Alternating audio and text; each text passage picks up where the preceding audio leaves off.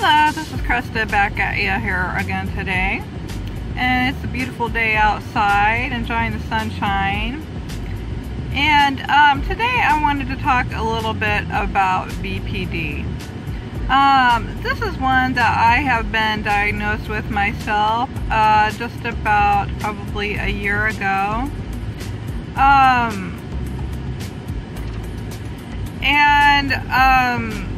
I just want to say that that was a surprise to know that, and during this year, I've been doing some research on the BPD, also getting some help for it with, you know, a therapist and a counselor.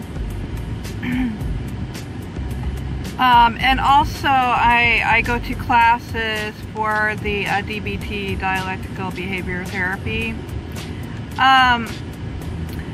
When people want to know if there is help for borderline personality, I can tell you that yes, there is help. I just got done watching another big video of a certified therapist talk about borderline, and it is really a relief to know that people can begin the recovery process through this, and that there is hope for people like us, because a lot of times how we get the borderline to begin with is usually a lot of traumatic background, like that goes back to childhood, the way that we were treated and the trauma experiences that we were put through as children, be it overtly or covertly, more kind of secretly done, where they would say that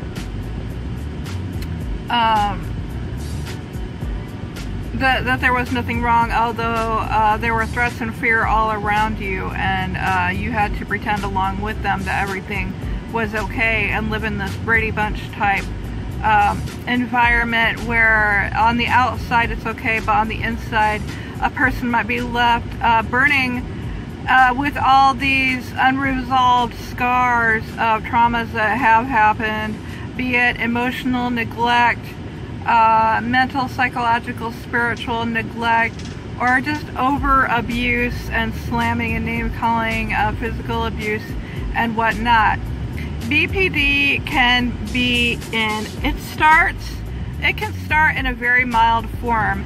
In fact, I know there's a lot of stigma on BPD yet, and controversy yet over like who like the different forms of it can be. Start with CPTSD, which is the mildest form of BPD. And when I say controversy, I mean that it is not in their books yet, in like the psychologist books yet, really. Not a lot of people know what CPTSD is, although I do have a video about it on here.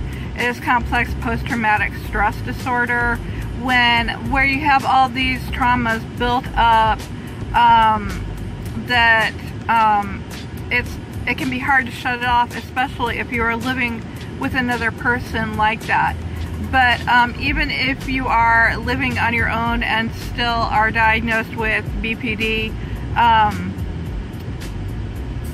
BPD it can go to more extreme levels too, where like a BPD person can be violent or suicidal, with a lot of like extreme insecurities and extreme low self-esteem, and just feelings of hate, and a lot of feelings of hate and anger inside, where along with PTSD symptoms, where you can't really shut off that fight or flight. It just continues all the time, like that survival mode, you know, and you can't calm yourself or bring yourself down. You know, when you can have like anxiety attacks along with those and everything just on your own. even if there is no one around you any longer provoking you. And you can't really control it is the thing, you know, and you're always in this lower depressed state of mind, and you just carry this extreme pain around with you all the time, okay, deeply within. So,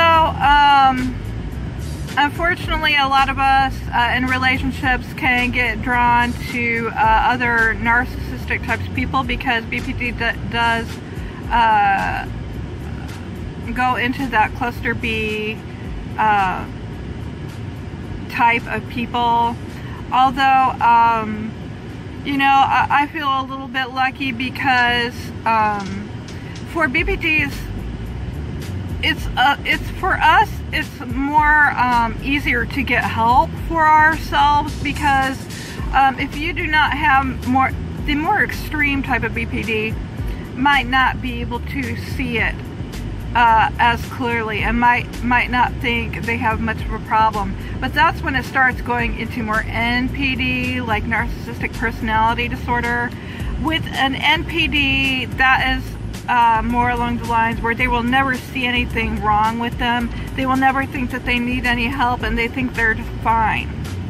I often talk about NPD on here. With the BPD, on more moderate to less severe cases, a person can sense really that there's something wrong with them and that they're deeply hurting inside and that they really need help because they don't like being in that terribly pained place where they lead lives every day that are just constantly antagonizing and like their world sucks and like they just attract like bad things all the time and bad situations, and they get themselves into trouble, you know, just in a lot of different areas with relationships and things like that. So I just want to say that thank God there is such a thing with BPD.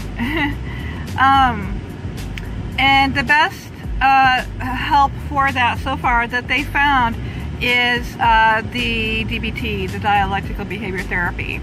A lot of those can be taught at your local mental health centers. You can also get books on it online, and there's a lot of information online about that and ways to practice that with mindfulness, breathing, and a lot of other good techniques that will help calm you down, take you out of that survival stress mode, and teach you more how to thrive instead of just when you're basically out there just surviving day to day and trying to get by and just immensely struggling with yourself and your extreme emotions and highs and lows and things like that. Because with the BPD, we can get really high on like endorphins for a while, you know, when we're doing certain things, but then we can also hit those really lows too, and we can go from one extreme to another, where that dopamine just isn't running like it should in the head. Those chemicals can change with more practice of like using mindfulness skills in DBT work. I'm not going to get much into that now, although I will have to say that maybe a few of those might be like art for myself. Art has always gotten me through at an early age. My mother was an artist, so we would paint together and things like that. And that really helped me through my childhood gain some kind of sense of accomplishment and self-confidence.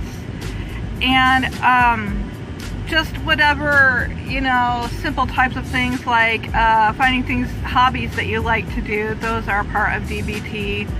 And I keep practicing those more often and taking the time to do those things instead of becoming a workaholic or things like that we can, you know, we can really be addicted. We can really get addicted to, like the drugs and money and bad addictive, abusive relationships, those are all addictions that keep our dopamine going. Although it doesn't last for very long. We always come back down to hit that bottom.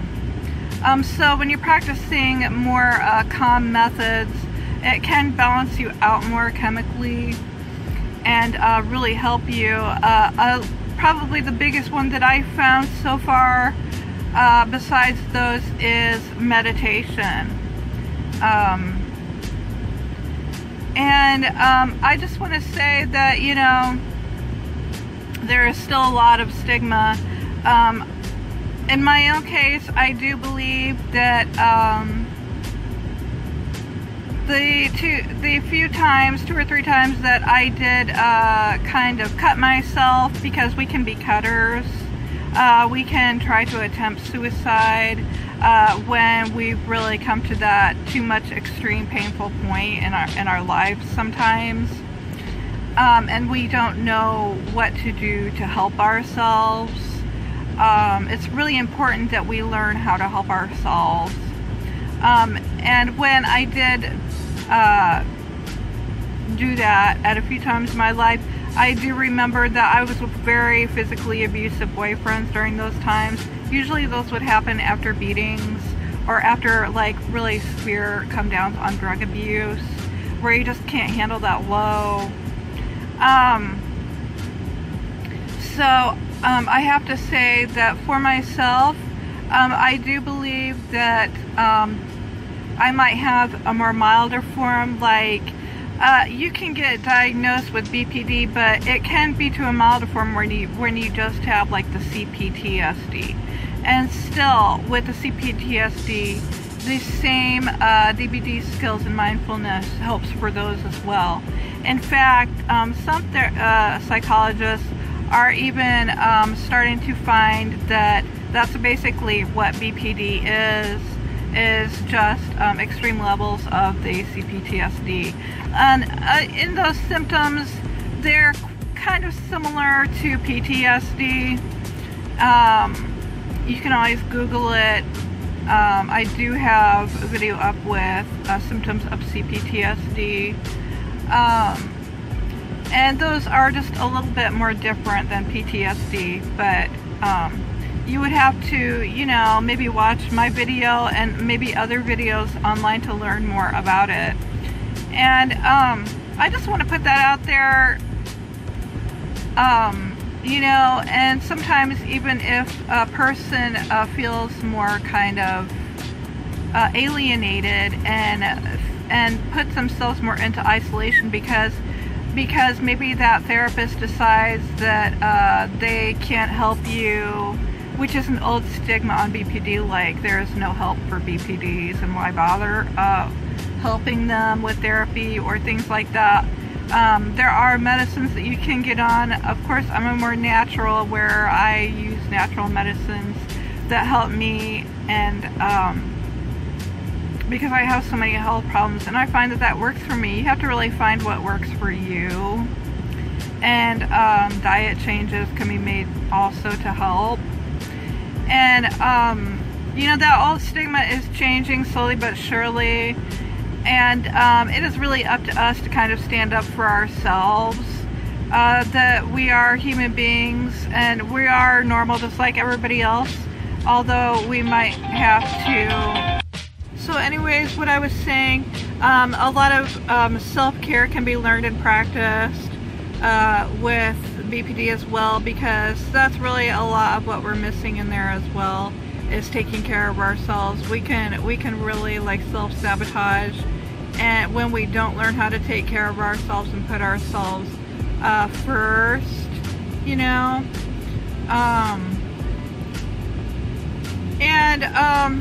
I think that's a really important one to do. I know that I felt really sick. I almost died when I you know, was with that last horrible narcissistic relationship and got hooked really bad on drugs, you know.